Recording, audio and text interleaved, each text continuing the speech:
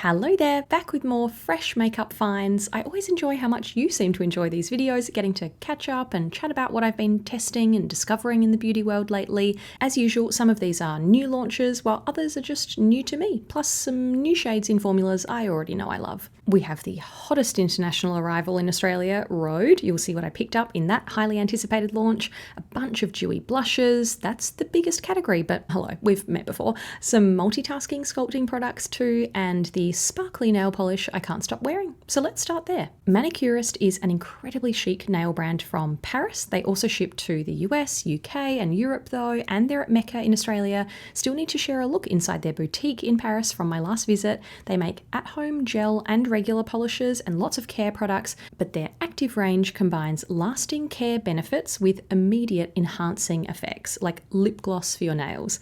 Active Shine is all about strengthening and repairing with sparkle. This was 3 thin coats. I'm applying a 4th here to really amp up the glow. Not normally a glitter girl, but I love that this is so fine yet dense. It almost looks like a silver chrome in the light. Really nice boost when you're almost in a bare nail mood. I'll leave a Manicurist discount below.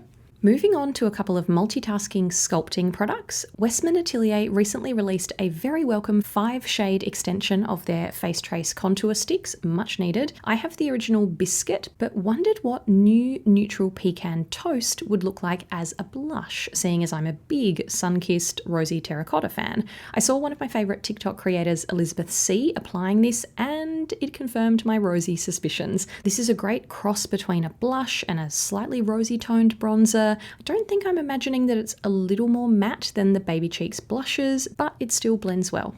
I've seen countless people raving about the Victoria Beckham contour stylus for years, so this was one of my Black Friday VB purchases. I went for the lightest tan shade Travertine. A slim pen contour isn't a new concept. Burberry used to make a face contour pen just like this. You can spot it in ancient videos on my channel back in 2018. Instead of heavy-handed contouring, you just draw very small lines in the hollows of the cheeks, around the hairline, even as eyeshadow. This is toddler crayon level, easy to use and smudge, ultra creamy. It blends to nothing, creates undetectable shadows and subtle shape, and I can get away with the tone of this as a contour or a bronzer. A big blush group. Rhode made its much anticipated arrival in Australia this month, and another pocket blush or two was top of my list. I'm already a fan of this formula. I have Terracotta Toasted Teddy, but that colour is so intense, I feel like I almost haven't appreciated the true pocket blush experience until now. They are so creamy and smooth, easy to blend and build. They sheer out beautifully. Tan line sold out instantly, unfortunately, so I ordered Freckle, a neutral peach that doesn't pull too orange on my fair skin, but I love playing with warmer tones to warm up my face and bring out my green eyes. I also ended up going back for Sleepy Girl. This is described as a soft mauve, so it's a more natural flush and very harmonious pick for my colouring. Really lovely full flush of dusty, soft berry. They play quite different roles. One's more spring-summer, livens up the face, and the other is more autumn-winter and closer to the true flushed shade of my cheeks. A new colour for me in a formula that was an instant 2025 favourite, House Labs Colour Fuse Glassy Blush Balm in Glassy Cayenne. You know I love a dewy blush, but you also know I'm very particular, and I can't say enough good things about this formula. It is so glossy and glassy, seamless on the skin, manages to last incredibly well for a dewy finish. Cayenne, like the pepper, is called a deep rose, but it's a perfect spicy sunburnt shade for me, while being sun-safe, of course. In fact, I wore this to dinner after a beach day recently, and my boyfriend said, "Oh, you caught a bit of sun this afternoon?" No, excuse me, sir. I did not get any colour under my giant hat and sunscreen. I'm just faking it with this blush. Gotcha. A more reasonably priced creamy pick, about half the price of Rhode and almost a third of House Labs, Mecca Max Off-Duty Blush Sticks. These have been around for years. It's Mecca's in-house brand in Australia, but recent shade releases caught my eye. Sunswept is described as a dusty rose, such a lovely, healthy, natural blush tone. The formula is described as creamy and ultra buttery, but not compared to the other sticks here. This has quite a matte finish and a bit of a powdery feel as you blend it out, almost closer to a cream to powder, which means it does last well. A brand new category from one of my favourite Aussie brands. Go-To has been one of my go-tos for skincare since 2014, but they launched a neat line of makeup last November. I was drawn to the glowy blush in Rosy straight away. This is called an illuminating serum blush with skincare benefits, made in Korea with niacinamide, squalane and hyaluronic acid.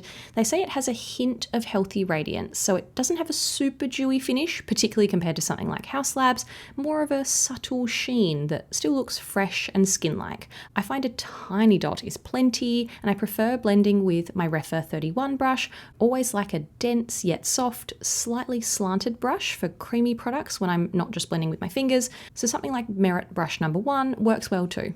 A lone shadow from last year's Sephora sale. I am so into Makeup by Mario's long wear cream eyeshadow formula. I could collect it in every colour, but exercised self-control with one blush. This rosy pink has perfectly filled the Rare Beauty Nearly Rose liquid shadow shaped hole in my heart. Looks like those were discontinued, rest in peace. Medium to high coverage here if you swipe on a thick layer, but it has a moussey texture so you can easily shear out a smaller amount for a soft wash of colour too.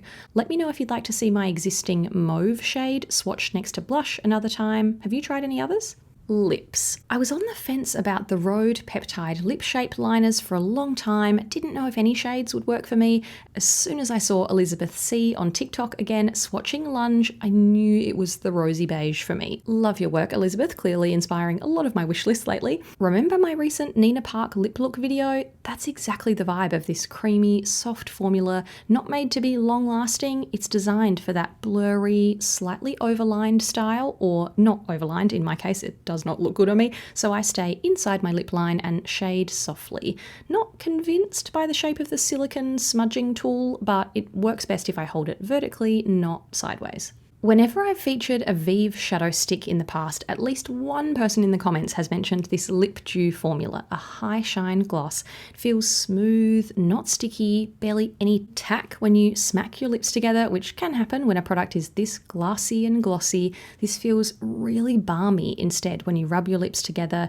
Tasty vanilla scent, nice nourishing ingredients, a great gloss lip oil hybrid. Rosa is described as a your lips but better dusky rose, and it's perfect. Very natural brownie rose, looks lovely on its own, or pairs with the Rhode liner really nicely. But we have a brand new Vive launch that also looks gorgeous over the liner. Their Bounce Balm Glossy Balm formula now comes in 2 tints. This is Muted Rose Pink Prick, and I love this formula. It's so rare for me to feel like a glossy tinted balm is actually nourishing, but Vive's done it. It's meant to act like a lip treatment with the shine of a gloss, and it really does feel cushiony and comforting and smoothing. I think I'd put this formula ahead of Lip Dew. I love the feel. You still get shine, but it's even more comfy.